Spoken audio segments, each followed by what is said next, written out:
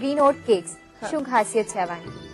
ઓટમાંથી બને છે અને એમાં ભરપૂર પ્રોટીન હોય છે અને કોલેસ્ટ્રોલનું પ્રમાણ ઓછું હોય છે, કારણ કે ઓટ્સમાં ફાઈબર વધારે રહેલું છે. સાથે પાલક લીધી છે અને વટાણા લીધા છે લીલા, એટલે બંનેનું બેલેન્સ આયર્ન અને ફાઈબર બેવ જળવાઈ રહેશે.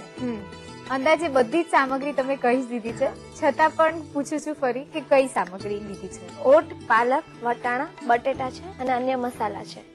અને કેટલી વારમાં તૈયાર થાય છે આ વાનગી? 10 થી 15 મિનિટ. ઓકે, શીખવી દો. ગેસ ઓન કરી દઈશું. પાલકને આપણે સાતળી લઈશું. એને એમને જ સાતળવાની છે, જે પાણીનું પ્રમાણ હોય એ દૂર થઈ જશે. 1 કપ પાલક છે. પૂર્વીબેન, કોઈ પણ ભાજી આપણે લેતા હોય ત્યારે એના કુકિંગમાં ખૂબ જ ધ્યાન રાખવું પડે છે, કારણ કે એની અંદર રહેલા જે વિટામિન્સ હોય છે ખૂબ જ જલ્દી ઉડી જતા હોય છે, તો શું ધ્યાનમાં રાખીશું? સૌથી પહેલા તો એને પાલકને આપણે પાણી જે કોઈ પણ ધોઈએ એમાં બહુ લાંબો સમય સુધી પલાળી નથી રાખવાની. થોડી વખત ધોઈ, 2-3 વખત આપણે ધોઈ એટલે એનો જે કચરો હોય એ દૂર થઈ જાય. પછી કોઈ પણ જયારે એને ચઢવા દઈએ તો આપણે અધકચરી સાતળવાની છે. જયારે પાલકને ચડવા દઈએ તો એનું ઢાંકણ હંમેશા ઢાંકીને ચડવા દઈશું, એટલે જે બધા વિટામિન્સ હોય છે એ નાશ ના પામે. અને પાલક હૃદય રોગના દર્દી માટે કેવી રીતે ઉપયોગી છે? હૃદય રોગના દર્દી હોય છે એને પહેલું ધ્યાન મુખ્ય તો એ રાખવાનું હોય છે કે એમને કોન્સ્ટિપેશન બિલકુલ ના થવું જોઈએ. જો કોન્સ્ટિપેશન થાય તો એમણે ઘણી વખત કોઈ જોર કરે કે દબાણ આવે તો હૃદય ઉપર એની સીધી અસર થતી હોય છે. એટલે પાલકમાં ફાઈબર વધારે રહેલું હોય છે, એટલે કોઈ પણ ભાજીમાં ફાઈબર વધારે રહેલું હોય છે, એટલે એ ખૂબ ઉપયોગી છે. બીજું એમાં આયર્ન વધારે રહેલું હોય છે અને પોટેશિયમ, એ બેનું પ્રમાણ સારા એવા પ્રમાણમાં રહેલું હોય છે. એટલે પાલક છે એ કોઈ પણ હૃદય રોગના દર્દી માટે કોઈ પણ ભાજી હોય છે એ ખૂબ જ સારી હોય છે. ઓકે, પાલક છે એ ચડી ગઈ છે થોડી, ગેસ ઓફ કરી દો. એકદમ થોડીક જ ચડાઈએ છે. હા, અને આપણે એને કાઢી લઈશું, થોડી ઠંડી થવા દઈશું. અત્યારે આપણે ટિક્કી બનાવવા માટે પાલકની ભાજી લીધી છે. ઓટ સાથે બીજી કઈ ભાજીની કોમ્બિનેશન સારું લાગે છે? કોઈ પણ ભાજી લઈ શકાય, સાથે મેથીની લઈ શકાય, તાંદળજાની લઈ શકાય, સુવાની પણ બહુ સરસ લાગતી હોય છે જો ટેસ્ટ ભાવતો હોય, કારણ કે એનો તીખાશ પડતો થોડો ટેસ્ટ હોય છે, તો કોઈ પણ ભાજીનું કોમ્બિનેશન લઈ શકાય છે. પાલકને આપણે ક્રશ કરવાની છે. સાથે વટાણા, બાફેલા વટાણા છે 1 કપ, અને ઓટ છે એને થોડા શેકી લીધા છે. 2 થી 3 મિનિટ જેટલા શેકવાના છે.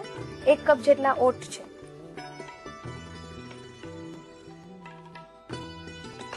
બધું આપણે ક્રશ કરી લઈશું.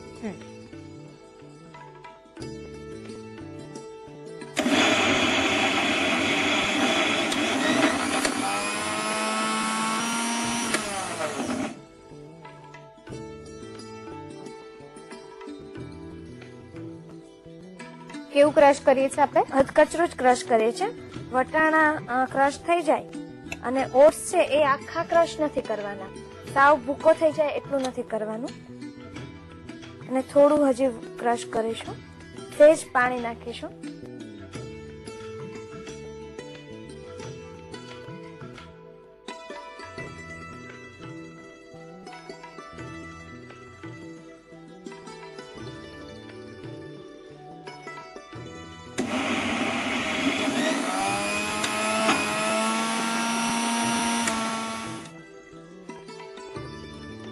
ક્રશ થઈ ગયું છે અને બાઉલમાં કાઢી લઈશું.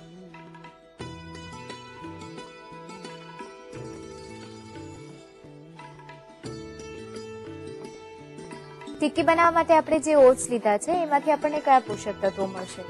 ઓટ્સમાં પ્રોટીન વધારે રહેલું હોય છે, ફાઈબર અને સાથે મિનરલ્સ અને કેલ્શિયમ. જો એને દૂધની સાથે લેવામાં આવે તો કેલ્શિયમ બહુ સારા પ્રમાણમાં મળતું હોય છે, અને બીજા વિટામિન્સ હોય તો બી કોમ્પ્લેક્સ વિટામિન્સ પણ એમાં રહેલા હોય છે.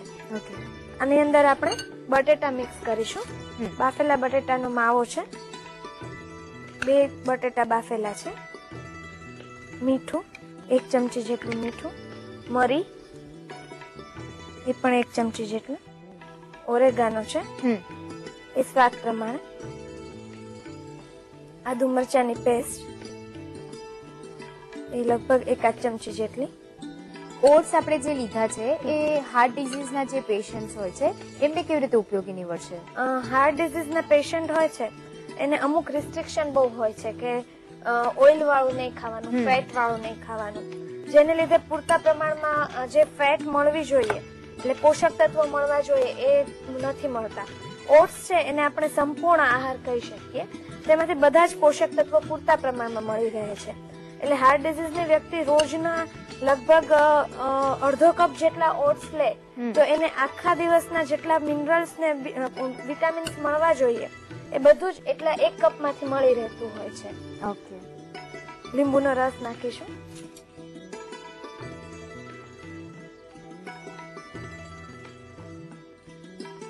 કેટલો લે છે લીંબુનો રસ? 1 ચમચી જેટલો.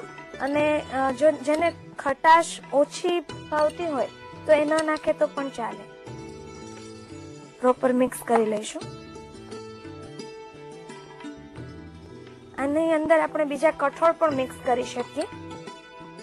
મગ છે, બાફેલા ચોળા છે, ફણગાવેલા, અથવા તો કોઈ પણ દાળ છે એને પણ બાફીને મિક્સ કરી શકાય. ઓકે, એટલે ટૂંકમાં હાર્ટ પેશન્ટ જે હોય એટલે કે હૃદય રોગના જે દર્દીઓ હોય છે એ લોકો કઠોળ સારા પ્રમાણમાં લેવા જોઈએ, કારણ કે કઠોળમાં પ્રોટીન વધારે મળે છે. ઓઇલ વાળું અને વધારે ફેટ વાળું પ્રમાણ ઘટાડવું જોઈએ. ફ્રૂટ્સ છે અને બીજા અન્ય ફાઈબર છે એ લે તો એને લીધે બહુ સારા એવા પ્રમાણમાં એ લોકોને વિટામિન્સ મળી રહેતા હોય છે અને કોન્સ્ટિપેશન નથી થતું. અને જે બીજું રેગ્યુલર જે ભૂખ લાગતી હોય છે એ પણ ભૂખ પણ સંતોષાય છે. આને ટિક્કી વાળીશું આપણે. સહેજ તેલ વાળો હાથ કરીશું.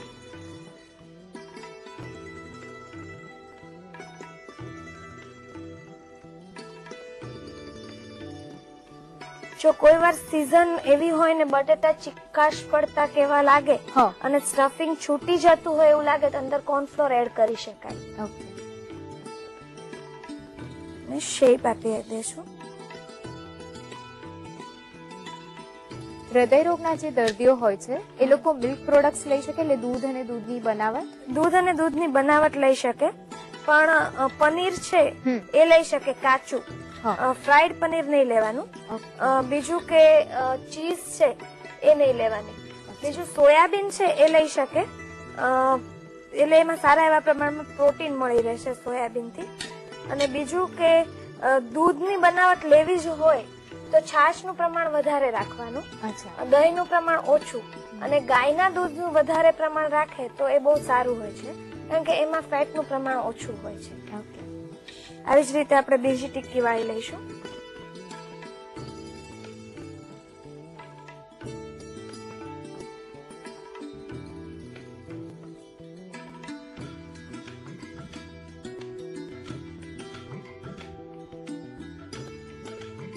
હૃદય રોગના દર્દીઓએ કોલેસ્ટ્રોલનું પ્રમાણ બોડીમાં ખૂબ જ મેન્ટેન કરવાનું હોય છે, તો લો કોલેસ્ટેરોલ રહે એની માટે શું શું લઈ શકે? લો કોલેસ્ટ્રોલ રહે એટલે બધા જ પ્રકારના ધાન્યો લેવા જોઈએ. કઠોળ અને કઠોળની બનાવટો, દાળ, કોઈ પણ દાળનું પાણી છે, મગનું પાણી છે, સૂપ, સેલાડનું પ્રમાણ વધારે લેવું જોઈએ. તે ઉપરાંત બધા જ શાકભાજી લઈ શકે કાર્બોહાઈડ્રેટ ને બાદ કરતા. એમાં કાર્બોહાઈડ્રેટ થોડા પ્રમાણમાં લઈ શકે, પણ એનું પેટમાં એનું પ્રમાણ ન હોવું જોઈએ. તેલનું પ્રમાણ ઘટાડવું જોઈએ. તેલમાં પણ જે સોયાબીનનું તેલ છે, સૂર્યમુખીનું તેલ છે એ લે તો ખૂબ જ સારું છે, કારણ કે શીંગ તેલમાં કોલેસ્ટ્રોલનું પ્રમાણ વધારે હોય છે. ઓકે, ટિક્કી થઈ ગઈ છે અને આપણે શેલો ફ્રાય કરીશું. ગેસ ઓન કરી દો. તેલ મૂકીશું. આ ટિક્કી આપણે જે અત્યારે તૈયાર કરી છે એને અત્યારે શેલો ફ્રાય કરી રહ્યા છે. બેક કરી શકાય? બેક પણ કરી શકાય, પરંતુ બેક કરીએ તો અંદર જે ઓટ્સના જે પોષક તત્વો છે એને હીટ વધુ લાગે તો એ ઘણીવાર નાશ પામતા હોય છે. એટલે બને ત્યાં સુધી કોઈ હાર્ટ પેશન્ટ કે કોઈ ડિઝીઝ માટે આપણે લેતા હોઈએ તો ત્યારે આપણે બને તો શેલો ફ્રાય કરીએ તો વધુ સારું છે. અન્ય કોઈ સામાન્ય વ્યક્તિને ખાવું હોય તો આપણે બેક કરી શકાય.